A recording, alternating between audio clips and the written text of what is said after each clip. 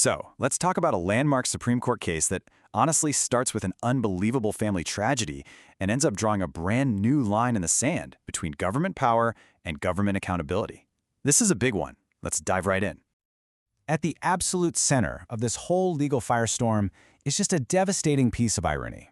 You know, a routine medical procedure, something designed to protect a child, went horribly, horribly wrong. And that single event kicked off a legal fight that would go all the way to the highest court in the nation.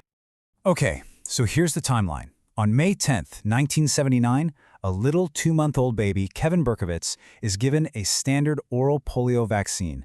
But less than a month later, the unthinkable happens. He gets a severe case of polio. And it wasn't just a coincidence. The government's own Communicable Disease Center confirmed that the vaccine itself was the cause. The outcome was just catastrophic. He was left almost completely paralyzed and needed a respirator just to breathe. So this deeply personal tragedy became the spark for a huge legal question, right? How could this happen? And more importantly, was anyone responsible? The Berkovitz family certainly thought so, and they decided to take on literally the most powerful defendant you can imagine. They sued the United States government. Their lawsuit pointed the finger directly at 2 federal agencies that were supposed to be the gatekeepers of public safety. First, they said the Division of Biologic Standards, or DBS, messed up when it licensed the manufacturer to make the vaccine to begin with. And second, they argued the FDA was negligent when it gave the green light to the exact batch of vaccine that harmed their son.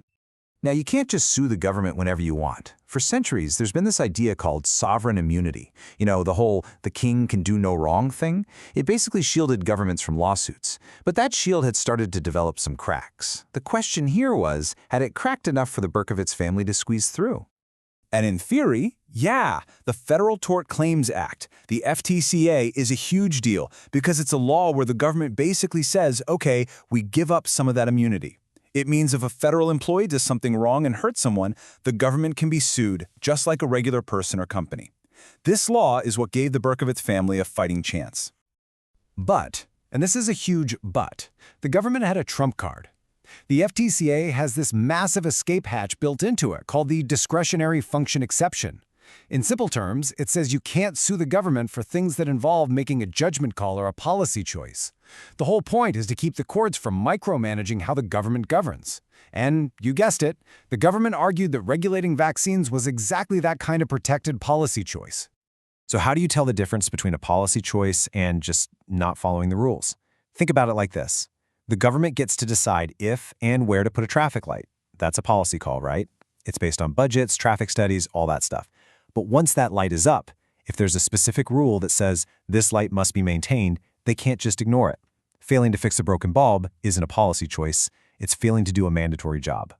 And this gets us to the million-dollar question that the Supreme Court had to figure out. When you're talking about something as complex as vaccine safety, where do you draw that line? What's a protected judgment call, and what's a non-negotiable rule you just have to follow? Well, in 1988, the Supreme Court came back with a unanimous answer.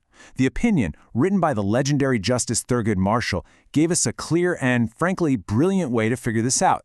They created a simple 2-part test. Okay, so here's how this elegant test works. It's 2 simple questions. Step 1, was there even a choice? You look at the law or the regulations. Did they tell the government employee exactly what to do? If a rule says you must do X, well, there's no choice to make. If they don't do X, the government can be sued, end of story. But if the rule does leave room for judgment, then you go to step 2. And that question is, was the choice they made based on public policy? You know, weighing social, economic, or political factors.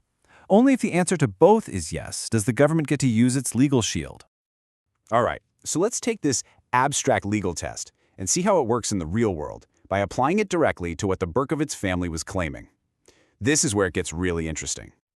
So just as a quick reminder, there were those 2 main accusations. First, that the DBS shouldn't have licensed the vaccine maker in the first place, and second, that the FDA messed up by approving that specific dangerous batch of the vaccine. And when you run these claims through the test, you can really see its power. For that first claim about licensing, the court looked at the rules and saw that the agency was required to get safety data before it could issue a license. So if the family could prove that data was never received, then the agency had no choice to make. It just broke a mandatory rule. That's not a policy decision. And it's the same story for the second claim. The family said the FDA had a strict policy to test every vaccine lot and reject any that weren't compliant. Releasing a bad batch wouldn't be a judgment call. It would be a failure to follow their own safety procedure. So in both cases, the government's argument failed at step 1 of the test. There was no discretion to ignore the rules. So here's the bottom line. The big takeaway from this whole case.